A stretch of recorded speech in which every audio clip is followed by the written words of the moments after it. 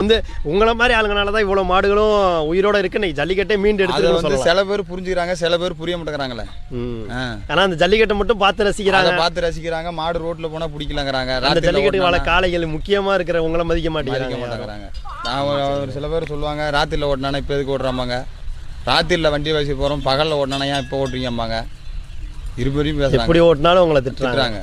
அதெல்லாம் குறைச்சிக்கிட்டாங்க. பாதுகாப்பு கிடையாது. கண்டிப்பானே. இப்போ இந்த மாட்டு கூட இருக்கிறனால உங்களுக்கு என்ன சந்தோஷம்? இதுதான் சந்தோஷமே. இதுதான் சந்தோஷம். வேறபடியா உங்களுக்கு இந்த ஊர் சுற்றணும், பைக்கில் போகணும், இதெல்லாம் இந்த ஆசை எதுவுமே கிடையாது. உங்களுக்கு இந்த விட்டா வேற ஏதாவது பிடிக்குமா? வேற எதுவும் கிடையாது. ஜல்லிக்கட்டு மட்டும்தான். இதுதான் இந்த காளைகள் வளர்க்குறது, இந்த மாதிரி மாடு வளர்க்குறது, இந்த பசுமாடு கிடையாது. இங்கே மேயறது தான்.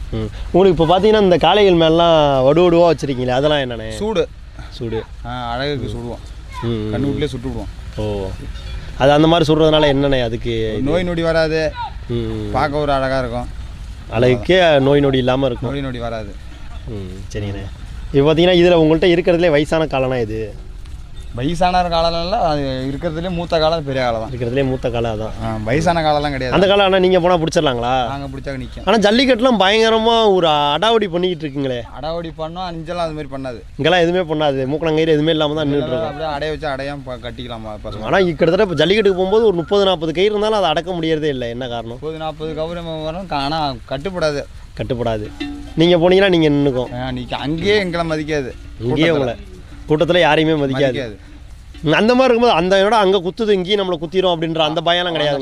இங்கே வந்தா எங்களுக்கு கிடையாது. இப்போ நீங்கள் டக்குன்னு இந்த மாதிரி மூடக்கணும் இங்கே இல்லாமல் இருக்காது, பக்கத்தில் போயிடலாங்களா நீங்கள்? சரிங்கண்ணா. இப்போ பார்த்தீங்கன்னாண்ணே இது வந்து ஃபுல் அண்ட் ஃபுல் கிடை மாடு தான்.